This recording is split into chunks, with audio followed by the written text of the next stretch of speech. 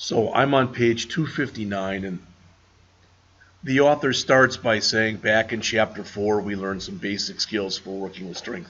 You have. You've been using certain things with strings for a while. All right? I mean, you know how to do things like capitalize, upper, lower case. We did look a little bit at the substring and some of the other stuff in the programs that we did. And again, the key thing here, the key takeaway is, don't think, well, I memorized all of them. Don't memorize anything. Just know where to go when you need help. You know, either to docs.microsoft.com or, to Google or whatever. All right? All right, it says in this chapter we talk about strings and we talk about dates.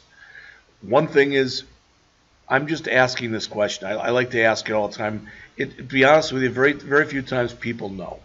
Okay, I think you'd all agree, today is the 12th. We usually say like 2/12/2020, or we might say 2/12/20. Some people even go to the extent of saying 02/12/20 or 2020. Some people do the 2-12-2020, etc. You're all familiar with that. Do you know what the universal symbol is? When I say universal, basically worldwide symbol is as a date separator. Anybody know?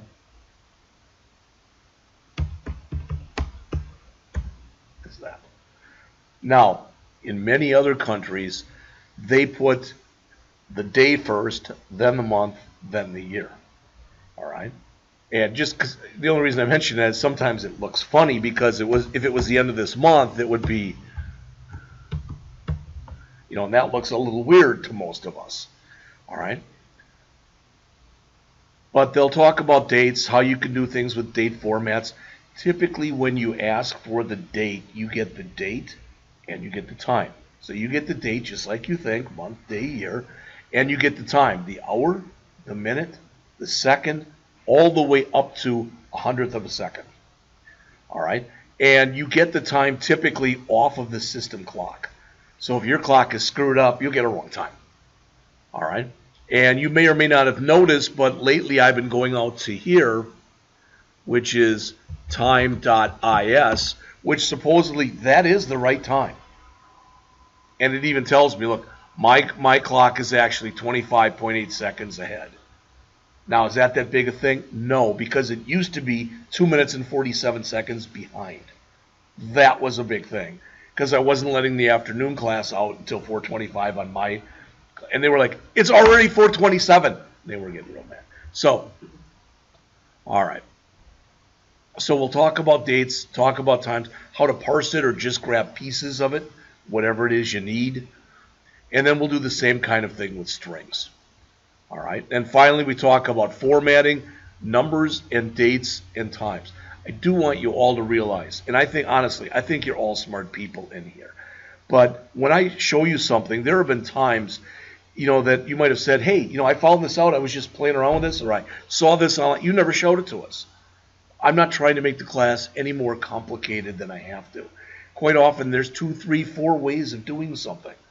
All right. If I think it's worth your while to go over several of them, I will. But, I mean, you'll learn that over time yourselves anyway. All right? Okay.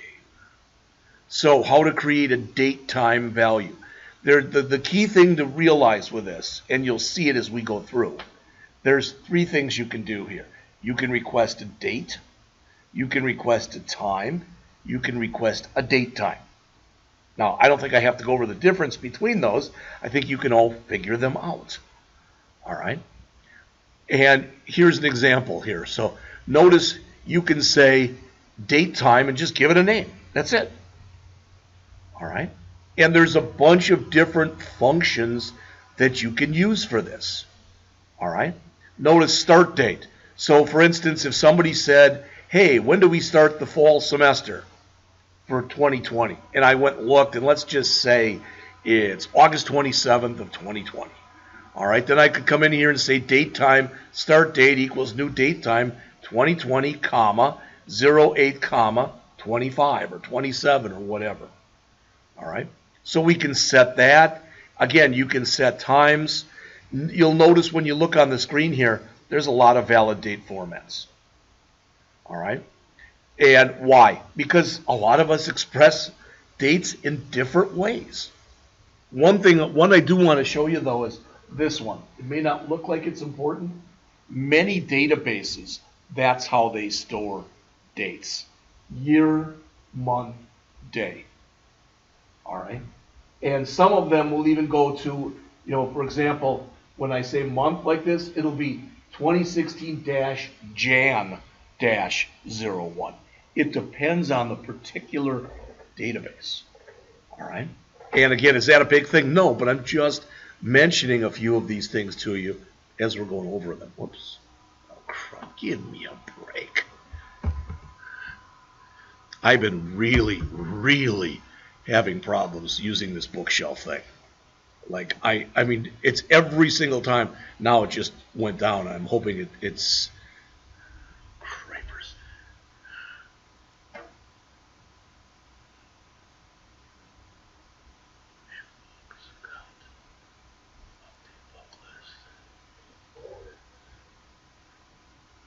I have never in my life ever worked, and I am going to talk to people from here. I have never worked with a package in my life that I think is as bad as this package is, ever.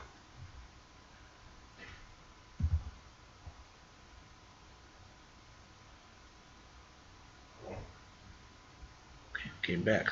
All right. Okay, so as they say here, the .NET framework, meaning there is some built-in stuff for DateTime. When you create a DateTime variable and you use the variable dot something, you know how we've used like dot text, etc. If you've got a DateTime variable and you do a dot, you'll see some of the stuff you can do with it. All right. Now, I don't know. I will try to look before the period's over what your next test, for this chapter will be about. All right, but I'm hoping they don't go nuts with it, with the date and the time. So you can use now, and that returns the current date and the current time. So for instance, if I create a variable like this, date time now, it'd be just like this. All right.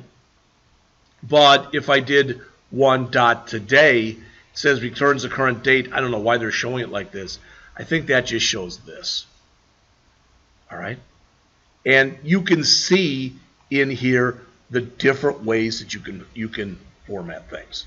Again, it's not really and truly that big a thing unless you're creating an application for someone and they want it formatted in a certain way.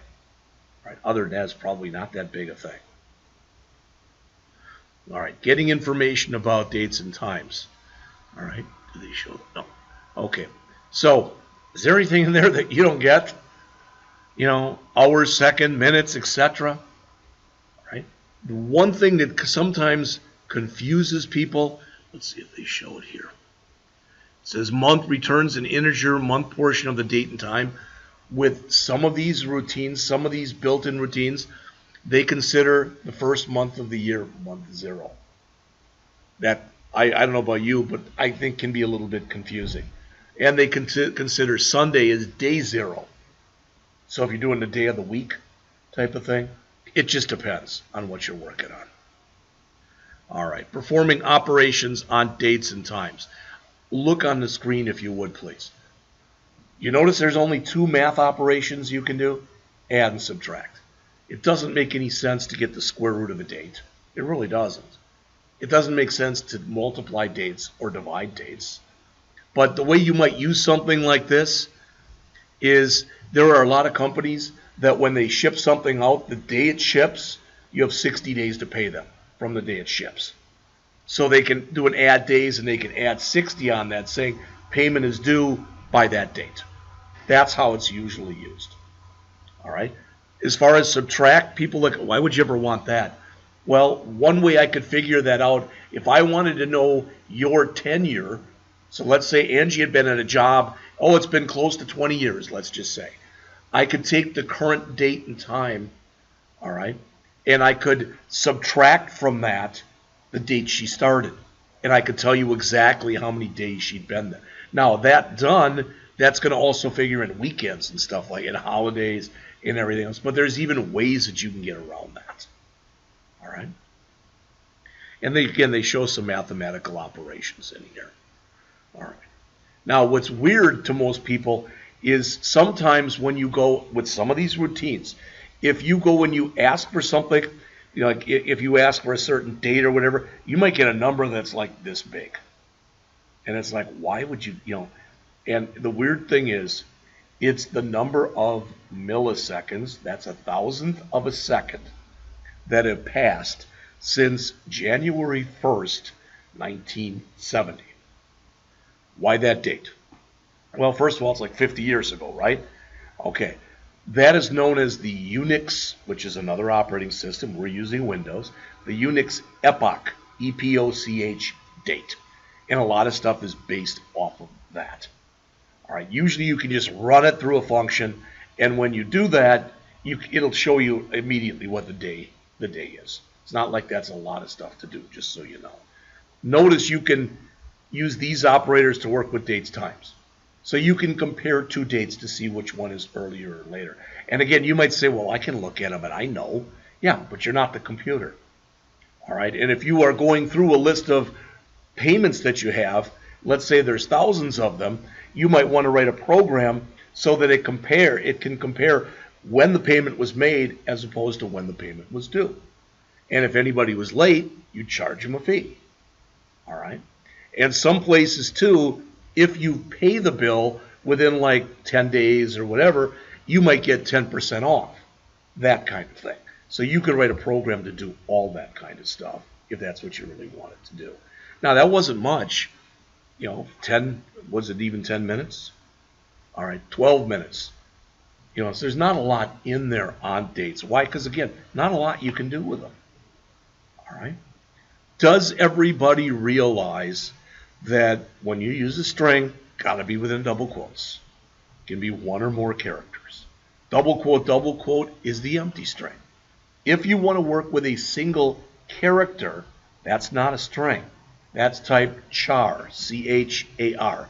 Some books will call them car. I don't know why, but I've always pronounced the H myself. When you use a char variable, it's only a single character, so it has to be within single quotes. All right. Properties and methods of the string class.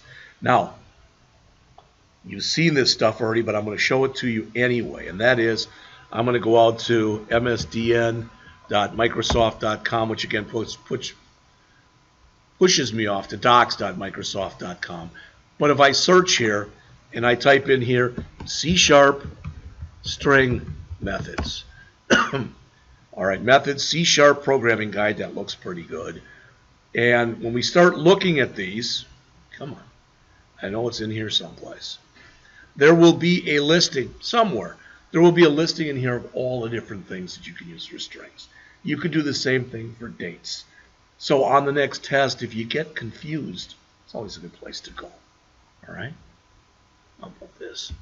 Listing of C# string methods. String class. I think that's where we were. No, they change this around all. Well, they're Microsoft. They change this around all the time. C# string class. Let's see this. Functions and properties complete. It's one of these two, I'm sure. Yeah. So notice as you start going through here, different ways to set up a string, and there are literally probably, I would guess, upwards of 100 methods you could use on strings. All right. Many of the methods that you use on strings, just so you know, many of these methods are working with substrings, and a substring is a string within a string. You know, I probably have used this example before, but just imagine for a second that I said, I want you to go through the Declaration of Independence. I've got it here in this file, and I want you to figure out how many times the word the was used. All right? Just the. So in other words, it would have to be the followed by a space or a space the, not like them. That's not the. You know what I'm saying? You could do that kind of stuff, and you could use some of this. All right?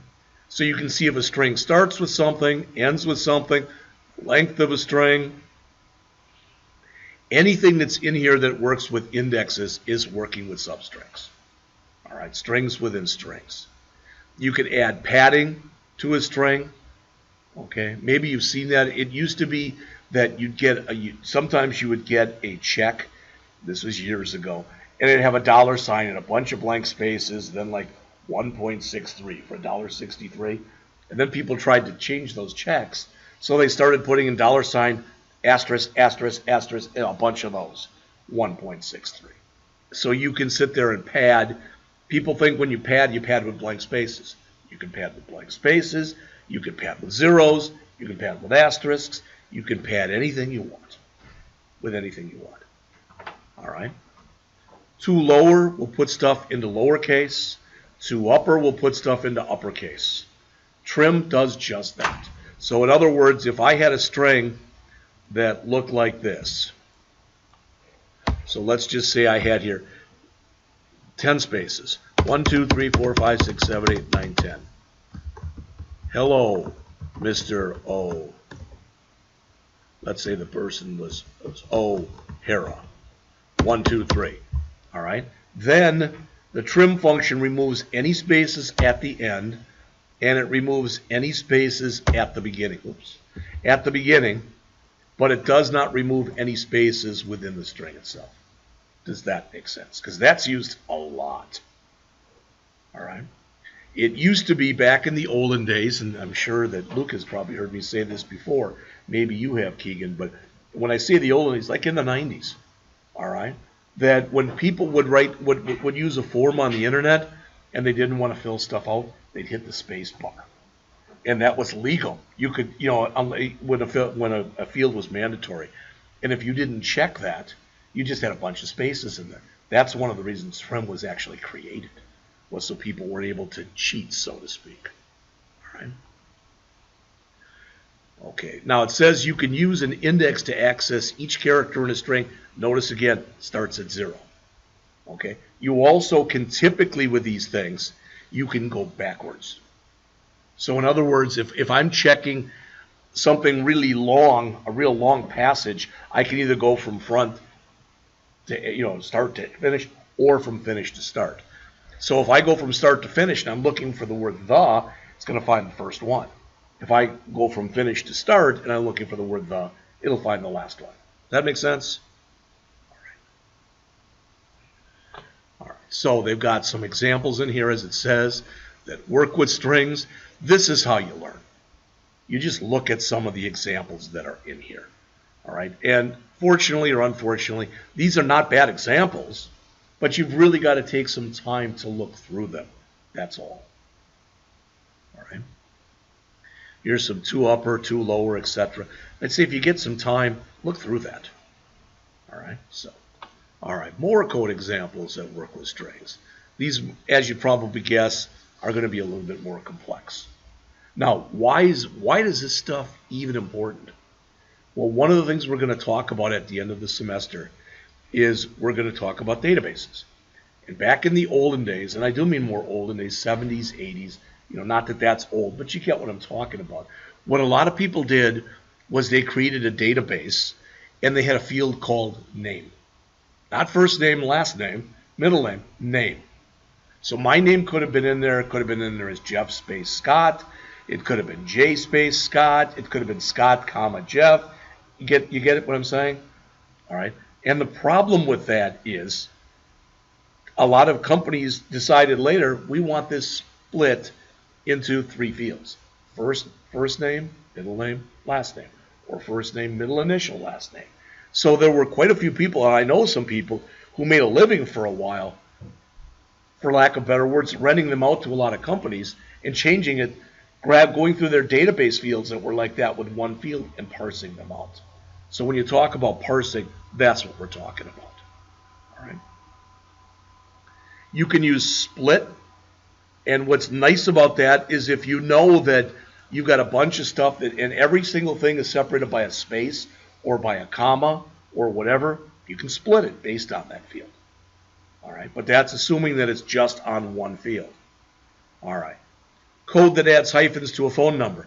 Most databases will store a phone number like this, like you see in blue. Good, bad, or indifferent, we're used to looking at it like this. All right? In fact, this is typically called a mask for this. We talked about masks in our last chapter. All right? Okay, how to use parse and try parse to validate. Guess what? Haven't we done this already? So this is the first time we're really looking at it. Okay? Well, look at this. Common members of this for decimal values. Allow currency symbol. Anytime, as you guess, you see the word allow, if that's typically going to end up being a Boolean, a true-false. So if it's set to true, what you're doing here is you're allowing a $sign.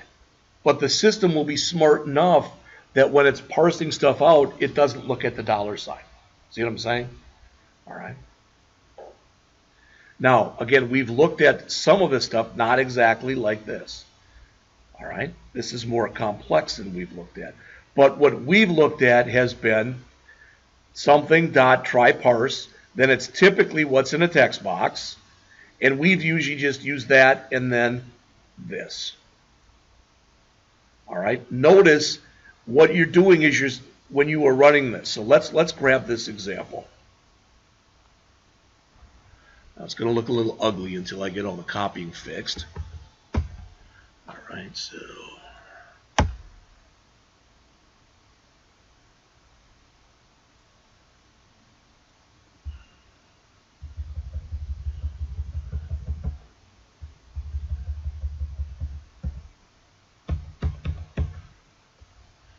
going to leave it just like that.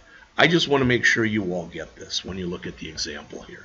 This says this is creating a brand new variable called invoice total, and it's initializing it to nothing, basically 0.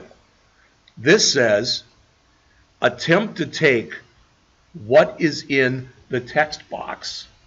All right, attempt to take what is in the text box called txt total.text, and if you can parse it or convert it to a decimal value, stick it into this. So try parse is going to be a Boolean method in that it's going to return true or false. Does that make sense? And that's pretty much what we did in the examples that we went through in the last chapter. All right?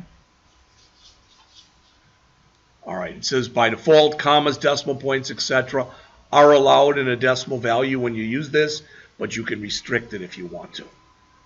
Okay? Usually, what we worry about with commas, decimal points, dollar, etc., it's when we have been using toString and we put that C inside of double quotes, currency. Put in the commas, put in a $sign, etc. It's usually when you're outputting something that you care, not when you're inputting it. All right? There's also something called a string builder. Now, I'm going to mention this to you. It may make no sense. But let's assume that I create a string variable, and I say string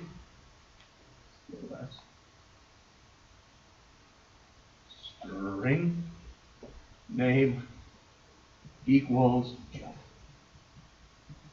Somewhere in memory, I don't care where it is, and I might have even shown you this already. Let's just say it's at address 2000. There's going to be the equivalent of JEFF in there. Does that make sense? But it's going to be the zeros and ones that make up JEFF. Now, later in the program, somebody says, hey, we want your full name in there. So I've got to change it to name equals Jeffrey. Now, it doesn't just add REY here. It finds some different place that's in memory. Like, let's say at address 5000. And it puts in there JEFFREY with a young. Do you understand what I'm saying?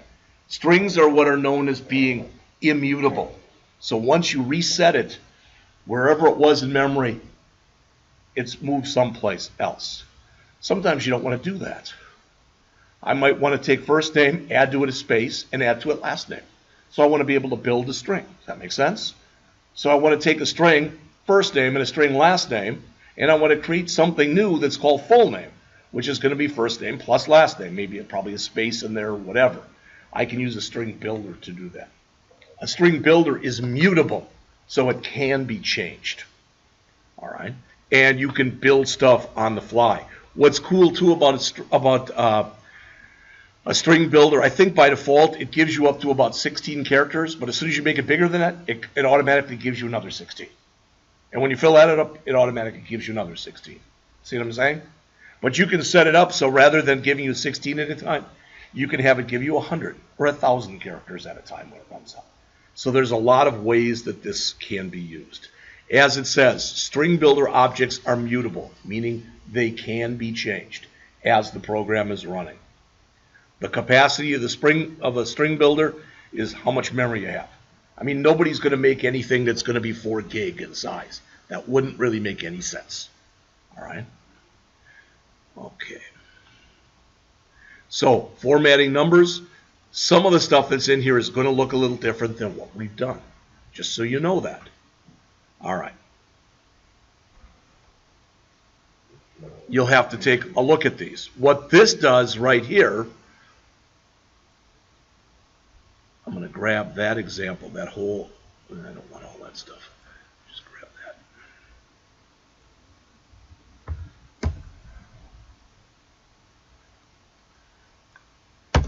So make that smaller.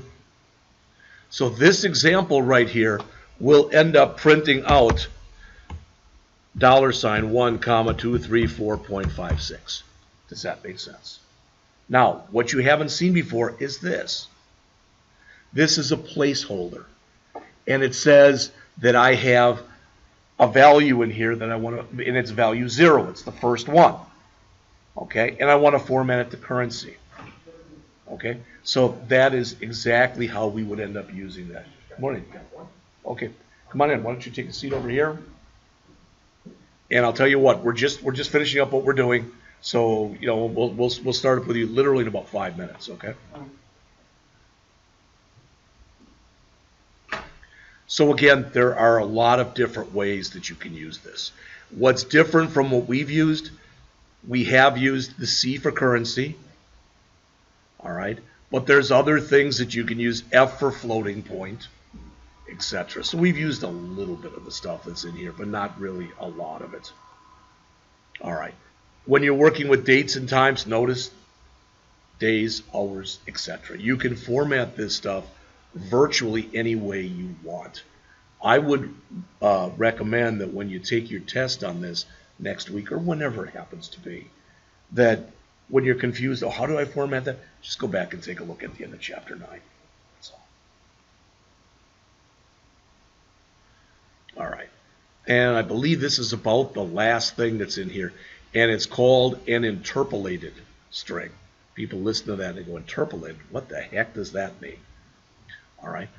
What you can do when you interpolate is rather than saying, for example, like what we've been doing, let's say that we built strings where we say like the total is, you put that in double quotes, plus, and then you give it a variable .toString and you format it, etc. Sometimes you don't want to go through all that trouble. You want to put everything in the string itself, and you can do that by using what's called string interpolation. All right, as it says, you code it with a $sign followed by a string literal. It's similar to what we've been doing, but it's considered, after you're experienced in this, probably to be easier because it results typically in you writing less code. All right, do you have to use it? You never have to use it. All right, should you use it? Again, you never have to, but it's something that you can use. All right, questions on any of that stuff? So by the end of the period today, what I'll do is I will give you out the written test for Chapter 9, and I will give you the lab for Chapter 9. Let's just say that for Chapter 8 and 9, both of them will be due next Friday. Okay? And then 10 will be due the following Friday, 11 will be due the following Friday. All right, and that'll again get us to the break. All right, so let me take this and just say